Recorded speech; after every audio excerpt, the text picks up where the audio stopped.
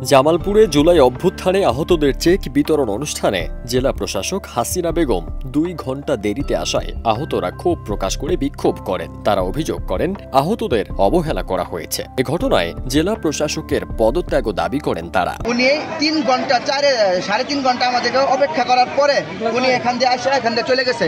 আমাদের কথা এতক্ষণ সময় আমরা বসে ছিলাম, আমাদের সাথে কোনো প্রতিনিধি এসে আমাদের সাথে কোনো কথা বলে নাই। এদিন 67 জনের মধ্যে চেক বিতরণের কথা থাকলেও আওয়ামী লীগের 2 গ্যাজেটভুক্ত সদস্যের অভিযোগে শেষ পর্যন্ত 65 জনকে চেক দেওয়া হয়।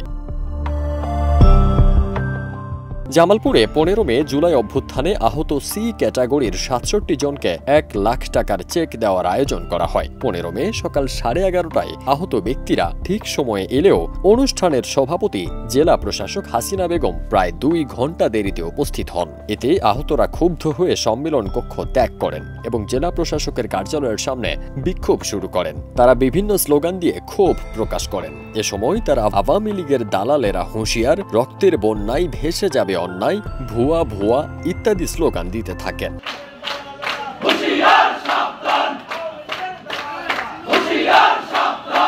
আহতরা অভিযোগ করেন তারা নির্ধারিত সময়েই এসেছিলেন, কিন্তু 2 ঘণ্টা অপেক্ষা করেও প্রশাসনের কেউ তাদের সাথে দেখা করেননি। তারা দাবি করেন জেলা প্রশাসক একটি নির্দিষ্ট দলের পক্ষ নিয়ে কাজ করেন। পরে জেলা প্রশাসক দুঃখ প্রকাশ করলে বিক্ষোভ থামিয়ে আহতরা চেক গ্রহণ করেন।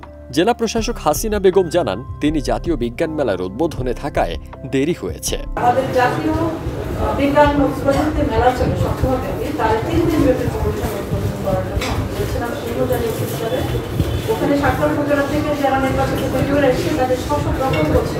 তারপরে ওনাদের কথা ভেবে আমি আরো 2টা প্রোগ্রাম মাত্র তাদেরকে রেখে দিই। জুলাই গণ অভ্যুত্থানে জামালপুরের আহত 67 জনকে 1 লাখ টাকার চেক বিতরণের কথা ছিল। তবে গ্যাজেটের 7 নম্বর সিরিয়ালের লাবলু আনসারি সহ 2 জনের বিরুদ্ধে আওয়ামী লীগের দোসরের অভিযোগ ওঠে। এ সময় ওই 2 জন অনুপস্থিত থাকায় তাদের চেক বিতরণ করা হয়নি। লাবলু আনসারি মাদারগঞ্জ উপজেলা আওয়ামী স্বেচ্ছাসেবক লীগের যুব ও ক্রীড়া সম্পাদক। ফারদিন সানি, দেশ রূপান্তর।